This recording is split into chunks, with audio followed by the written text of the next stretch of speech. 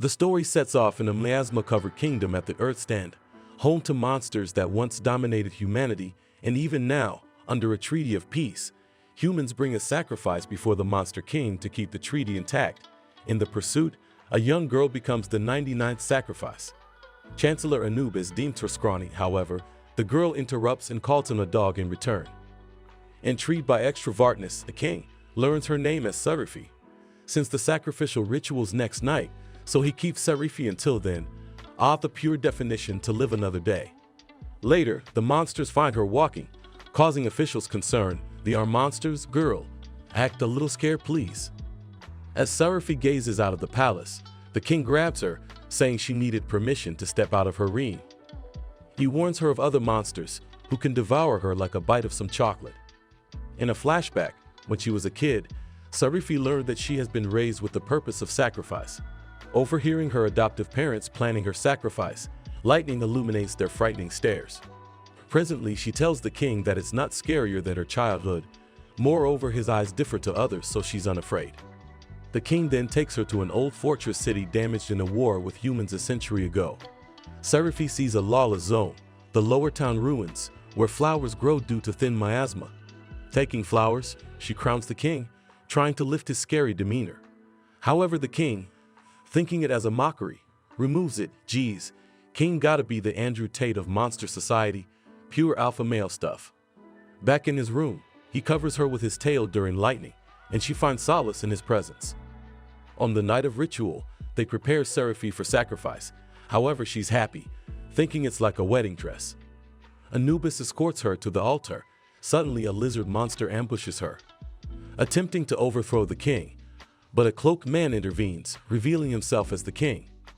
This is when Sariphi realizes the king transforms into a human during revelation, hiding until he returns to a beast. Bro got Batman genes. Observing his scarred arms, she realizes he never consumed past sacrifices, and rather used his blood to deceive other monsters. Instead of returning home, her chains break as the king hugs her. The next day, the king announces Sariphi as the queen, displeasing his subjects. Challenging dissenters, he asserts his authority. Sariphi thinks of calling him Leonheart, meaning brave-hearted. Surprisingly, he accepts, saying he can live with it. Officials question the king's decision and plead for queen with noble lineage. However, the king intimidates them. Sariphi, unafraid of the king, joins the court banquet suggested by officials. The king, aware of their motives, advises her to hold her head high. Later, he finds Sariphi sleeping with artificial flowers.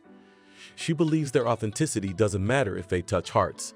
Yes, Sariphi, grapes are sore. At the banquet, guests eagerly await the new queen's entrance. The king, carrying Sariphi, faces mockery and rude remarks. But Sariphi is undeterred. She does not give it an F. Anubis encourages guests to enjoy. Guests enjoy the banquet, while Sariphi is busy offering her help in the servings. In the kitchen, monsters resist Sariphi's entry due to her humanity. Cyclops declares her the queen, allowing her the access. That's your VIP pass, Sari. A suspicious chameleon makes her trip, spilling wine on the king, and the chameleon blatantly accuses her of doing this intentionally. Guests stare as the king licks Sariphi's face. He exposes the chameleon's mischief, threatens him, but Sariphi intervenes. The king spares the chameleon, emphasizing his debt to the queen. Flying away on Guigar after a banquet, the king believes the upper airs will soothe Sariphi. They land on a height where the king teases her of her fullness. The king reveals the burden of being a false king, finding freedom with her. He envisions becoming a better king with her by his side, urging her to stay. Sariphi studies the monster kingdom of Osaro, but struggles to absorb the information. Anubis reluctantly agrees to teach her due to the king's order. Sariphi, wearing a beast costume, explores with kingdom. She finds the lives of beasts similar to humans. While eating bread at a bakery, Sariphi hears a crying monster named Bolus and helps him find his mother, raised her goodwill asset twofolds. Attempting to save Bolus, her disguise falls, revealing her human face. The monsters turn hostile, throwing stones at her, as if she has mocked their national team. Back at the palace, the king apologizes for exposing Sariphi to danger, but enjoyed their day together. Sariphi reassures him, hugs him, then blacks out. Anubis informs the king of Sariphi's declining health due to miasma. Sariphi insists she's fine, "Don't try so hard, Sari." But the king knows she can't stay. Boom! Sariphi wakes in a human town, where she is given medicine made from ambrosia fruit. A note with the royal seal hints at the king's involvement in dropping her to the human world. Sariphi helps at the clinic, living peacefully, but villagers shun her after learning she's from the Sacrifice village.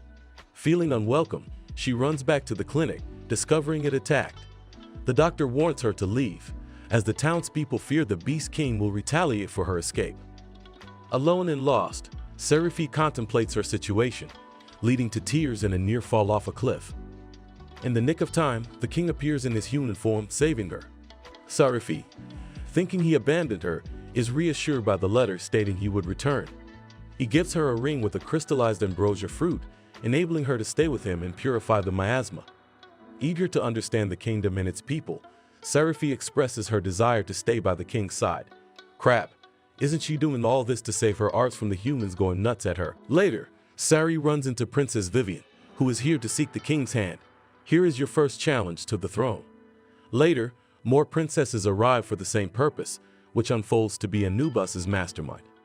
Sariphi suggests the king to grant the princesses an audience, but the king dismisses it, uninterested in concubines. Meanwhile, Vivian attempts to seduce the king in the night, explaining his inability to make love with a human. Sariphi overhears the conversation and bang, Sari enters the room and finds them in a compromising position. King is caught red-handed. The king, upset by the turn of events, dismisses Vivian. The next day, Sariphi accompanies Amit outside, where Amit shares her fears of the king due to reptilian persecution and exile if she doesn't win his heart. Her parents are blunt, there is no homecoming for the losers. The guard captain Jormungand returns to the place, recognizing Sariphi as the queen and revealing his loyalty to the king. Sariphi attends a banquet later, where she helps Amit, who has been targeted by the other princesses. During the banquet, Sariphi blacks out after drinking. She wakes to Vivian attacking her, claiming a desire to be queen. Sariphi calmly asserts Vivian's futile chances even without her presence. Before the king hurts Sariphi, the king rescues her and banishes Vivian. The king apologizes for his previous harsh words and confesses his desire only for Sariphi, prompting her to realize her love for him. Bro is clear in his mind, Sariphi or none. Jormungand escorts Sariphi to a meeting, revealing Anubis's determination to protect the throne, even against the king's wishes. At the meeting, Anubis formally accepts Sariphi as queen, but imposes conditions. Sariphi must command a holy beast to symbolize royal authority. The king dismisses the condition as he understands the dangers and the risk of summoning a demon. Later, Sariphi observes Jormungand training soldiers, contemplating her role. The next day, the king questions Sariphi as she puts her blood on a contract. She attempts to summon a holy beast, but her strength drains, causing her to collapse. The king grants Sariphi a brief rest, aware of the danger she faces. The next day, Sariphi attempts to summon a holy beast. A flame emerges before the incantation completes, leading Anubis to suspect a demon and ends up successfully summoning a tiny beast named Bennu. Wait, what? Is this beast from the Minions? The king praises her. Stop it, man. She has not summoned dinosaur. Anubis doubts the people will accept Bennu. We agree, Anubis. We agree big time. Later, Sariphi, wearing a bird costume, attempts to teach Bennu to fly but fails in her attempts. The next day, Sariphi witnesses Bennu attempting to fly while an assassin targets him. Bennu leaps off the castle wall, nearly soaring, but an arrow disrupts him. Sariphi dives after him, touched by her actions. Bennu awakens his powers, transforming into a true phoenix. He promises to return as long as she believes in him. At the palace gate, a guard is attacked by Ilya, a mysterious man claiming to have business with the king of monsters. He is incarcerated and brought to the king. Ilya questions if Sariphi is dead. Sariphi appears, recognizing him, and pleads for his pardon, offering to accept any punishment in her place. Back in her childhood, Sariphi gives Ilya medicinal herbs, expressing concern for his frequent injuries. Ilya promises to protect her from the beasts. In the present, Ilya is released with Anubis warning him never to return. Ilya grabs Sariphi's hand, intending to take her home, but she reveals she's now living with the king. Guards take Ilya away. He collapses, and the king allows him to stay overnight due to fatigue, causing Sariphi's worry. Ilia refuses to eat, and he plans to escape with her. Bro thinks it's prison break. Omid offers desserts, but Alia dismisses her. Alia criticizes Sariphi for being too friendly with beasts. BTF, who scorns for being nice. Sariphi defends the king's sacrifices for humans and rejects Ilia's plan. The king observes Sariphi giving Ilia food, and Anubis comments on her finding comfort with another human. We can sniff jealousy here. Sariphi returns to Ilia's room, attempting to engage him in conversation. She mentions the possibility of not seeing each other again, but Alia knocks her unconscious and attempts to escape with her, take that king's love. Learning of this, the king decides to pursue Ilia. Anubis suggests that Sariphi may have chosen to go with him. The king contemplates Sariphi's potential happiness in the human realm, but Anubis insists on rescuing her due to her love for the king. As Guiber tracks Ilia, Bennu offers his assistance, sharing a soul with Sariphi. He guides them to Ilia's location. Ilia reaches the territory of the hyena folks, facing monsters who demand Sariphi in exchange for safe passage. Ilia attacks the monsters and kills them until the son pleads for his father's life, but Alia is ready to strike. Don't be so ruthless, Ilia. Sariphi intervenes, allowing them to escape. Alia, seeing all monsters as threats, throws Sariphi on a bed, confessing his love. However, she rejects him and calls him terrifying. In a flashback, Alia promises to protect his sister Misha from monsters. Their mother is slaughtered by monsters who take Misha away, eating her before Ilia's eyes. In the present, Alia ties Sariphi's hands, planning to kill all monsters. The king arrives, prompting a fight. Ilia, driven by a desire to protect humans, charges at the king. Despite being blown away, Ilia persists, wanting Sariphi to witness the supposed violence of monsters. Ilia charges at the king, who allows him to stab him, stating Sariphi would be sad if he hurt Ilia. Ilia falls to his knees, realizing the pain he caused Sariphi. The king downplays his wound, and Sariphi comforts Ilia, urging him to forgive himself. Ilia dismisses Bennu's offer, and he chooses to go back alone. However, before he leaves, Ilia turns to the king, telling him to give up Sariphi if he makes her cry. Ilia rides with Sariphi back to the human kingdom, and she teases him about his fear of heights. Ilia apologizes for his selfish actions, unable to forgive monsters but choosing to have faith in her belief in the king. He kisses her forehead, expressing his love, as they part ways. Sariphi is thrilled to hear Duke Galoy wants to meet her, but Anubis warns her it's a crucial ordeal on her path to queenship. Amit informs Sariphi about Galoy as being a legendary, sea-godlike general who despises humans. The king discloses Galoy's ruthless reputation, but assures Sariphi of her safety. He is like, I am here for you, baby girl. Galoy arrives at the castle and rejects Sariphi as the queen. Despite the tension, Sariphi attempts to engage him in the courtyard, but he criticizes her, claiming she disgusts him. During dinner, Galoy insults Sariphi, expressing his disdain for humans. The situation escalates, with Galoy threatening his servant. He is like, I'm gonna show you who's the boss here. Sariphi leaves the site, and the king, witnessing Galoy's behavior, expresses concern for her well-being. Back in the room, Sariphi shares her concerns with the king, but she reassures him that she's used to being treated that way. Well, that is definitely not the first time then. During the ball, Sariphi asks Galoy to dance, but he declines. Anubis insists that Galoy must dance with Sariphi, or they will cancel the ball. Galoy orders his servant to dance with her instead, and they dance together. However, the situation takes a violent turn when Galoy becomes agitated and hits his servant.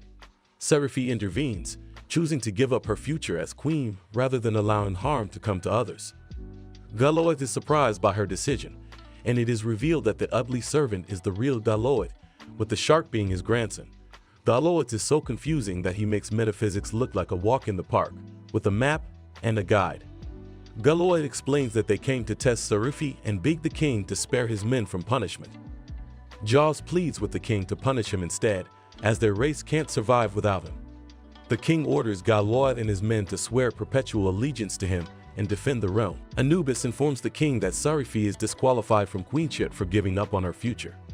Despite the king praising Sariphi's performance, Anubis remains unsatisfied.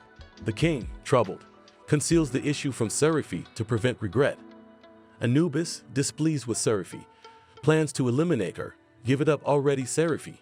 While escorting Sariphi to a library, Anubis contemplates killing her, but is thwarted when she accidentally causes books to fall on him.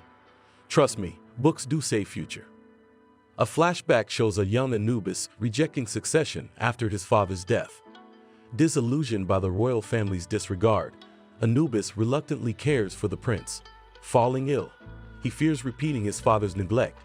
The prince surprises Anubis with care, offering healthy food anonymously. The prince discloses his concern for Anubis, surprising him with unexpected empathy. Anubis, taken aback, dismisses the sentiment but is interrupted by the entry of two beasts. Subsequently, he awakens in a cave where his captors express gratitude for helping them capture the prince.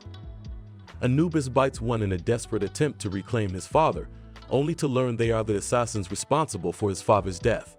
They unveil a plan to kill him and hold the prince hostage. In the face of danger, the prince unexpectedly defends Anubis, proclaiming a king's duty to protect everyone. The prince, unleashing his aura, incapacitates the assassins, but the effort takes a toll as he collapses. Anubis checks on the prince, who, relieved at Anubis's well-being, breaks into tears. Rescued by a search party, they return home, where the servant reveals the prince's plea to spare Anubis. Touched, Anubis pledges allegiance to the prince as his chosen king. In the present, Anubis awakens, rebuffing Sariphi's touch and expressing distrust. Surprisingly, in the next meeting, Anubis declares Sariphi successful, granting her a chance to win the king's heart. Sariphi discovers statues of the first king and queen consort, learning that the first king united the beasts. The area is revealed to be sacred, accessible only during special events like the Grand Consecration. The Grand Consecration, a celebration led by the king in the first king's attire, is explained by CLS. The king shares his plans with Sariphi to use a storm to dispel miasma during another night of revelation. On the event night, Sariphi tends to the king in his human form, learning of his nervousness about revealing his secret to the people. The following day, the king, still in human form due to delayed miasma, is missing. Anubis orders a search, suspecting meditation in the underground chamber. They discover the empty chamber and learn of the king's escape through a secret passage. Sariphi distracts guards, allowing the king to return to the underground chamber. As the king transforms, fearing he'll miss the Grand Consecration, Sariphi reassures him. Sensing a presence, the king urges Sariphi to leave the room to buy time. Sariphi encounters Set at the entrance, claiming the king is concentrating, but Southeast, sensing magic, doubts her. Refusing to open the door, a guard restrains her. Upon opening the door, they find the king in his beast form. Set questions the king's actions, but with the Grand Consecration beginning, the king decides to attend without his ceremonial attire. He arrives at the venue riding Weir, explaining his rejection of the first king's armor and promising progress. The crowd cheers and Anubis, impressed, questions why he wasn't informed of the plan. The king credits Sariphi for the idea. In the conference room, Anubis informs Sariphi that she has no more ordeals and appoints her as the acting queen consort. She must perform public duties until the next Grand Consecration to be recognized fully. Anubis cautions Sariphi about potential protests during her public duties and threatens to send her back to the human realm if she fails. He suggests she decline the role and stay as the king's pet, searching for a suitable queen. Bennu encourages Sariphi to accept, believing she can make the king great. After Bennu transforms into a phoenix and nudges her towards the king, Sariphi decides to accept the position of acting queen consort. The king, pleased, expresses his intent to share responsibilities with her. Envoys seeking the king's attention on the acting queen consort are turned away as Sariphi still hasn't taken any action. Are you for real?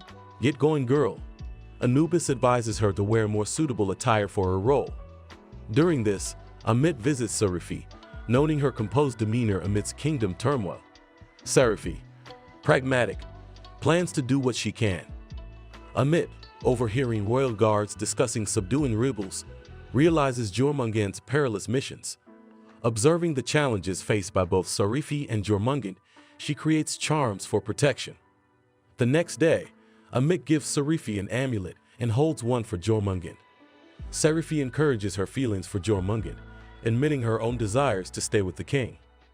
Amit confesses her wish for Jormungand to notice her, Sariphi reassures her, urging her to be greedy. Amit presents the amulet to Jormungand, imbued with charms for protection. Jormungand accepts, pledging to return unscathed. Sariphi, witnessing their interaction, is content. The king informs Sariphi of her first duty as acting queen, to bless the newborn son of Seral's rulers, Todd and Set, named Korra. They journey to the vassal state of Seral for this task. Meanwhile, Kay pleads with Todd to reject the rite of blessing, unwilling to let a human touch her son. T reminds her of their status as a vassal state, obliging them to follow the Prezet customs. Upon arrival in Seral, he welcomes the king, and Sariphi introduces herself as the acting queen consort, offering her blessings to their son. However, Set, giving a cold stare, delays the blessing until the next day's dinner, citing the child's health. During dinner, Sariphi, treated as a guest, feels unwell, and the king, sensing trouble, excuses themselves to rest early. In their room, Sariphi confides in the king about her discomfort triggered by Set's actions, reminiscent of her sacrificial upbringing. The king, at a loss for words, cuddles her, providing comfort. The next day, as Sariphi attempts to bless Korra, he cries, prompting to postpone the ceremony. Anubis suspects its reluctance to subject her son to the rite of blessings. Observing Sariphi's actions, Anubis wonders how she'll fulfill her duty. Outside, Sariphi offers to comfort Korra, but Kay insists on handling it, urging Sariphi to explore the palace. Tedra volunteers as a guide but insults Sariphi's appearance, claiming it's the reason her mother opposes Sariphi holding Korra. Tetra proposes a deal, asking Sariphi to become her minion. Sariphi plays along, appearing to enjoy the charade. Tetra instructs Sariphi to be her horse, questioning Sariphi's motives for playing along. Sariphi, indifferent, carries Tetra around, claiming to have forgotten her concerns while having fun. Tetra reveals her belief of being unwanted, destined to be married off like her sisters. Sariphi disagrees to the claims. Tedra, feeling unloved, contemplates suicide at the tallest tower. Sariphi catches up to Tetra, urging her not to proceed. As the king watches, Tetra sees her life as insignificant, recounting her mother's indifference. Sariphi's intervention grabs everyone's attention, and Tetra, realizing she's seeking attention, steps back, almost falling. Sariphi jumps after her, summoning Wyber, saving them. Sariphi advises Tetra against future attempts, kissing her forehead, expressing joy at her birth. "Welcome to the monster world, kiddo." Tetra cries and hugs Sariphi. Set, realizing her neglect, apologizes to the king. They proceed with the rite of blessing, with Sariphi allowed to bless Korra. Anubis, still resistant, acknowledges Sariphi's transformative impact. Later, Sariphi spends time with Tetra, who expresses interest in Anubis for his strong bloodline. Tetra drops such bombshell information. It's absolutely astonishing. Tetra reveals that Sariphi will bear the king's children due to their strong bloodlines, influencing the offspring's traits. Tetra suggests Sariphi familiarize herself with the concept for the future. Good gracious me, what an unexpected turn of events. The king visits Sariphi, taking her to a secluded spot to discuss their duty to produce an heir. He expresses uncertainty about his ability to love children due to his different bloodline and reveals a traumatic past. Raised without a mother and siblings, his father treated him harshly, locking him up during the night of revelations. On his deathbed, the father reveals hatred for the king due to his filthy blood. The king later learns of his father's mental illness, still haunted by the unknown reason for having a child with a human. Sariphi, moved, cries as the king shares his painful past. He comforts her, emphasizing that while he couldn't choose his bloodline, he chose her, considering her presence a blessing. He promises to protect their future children, expressing his desire for her as his queen. As they leave, the king advises Sariphi not to overexert herself, acknowledging her recent completion of her first task.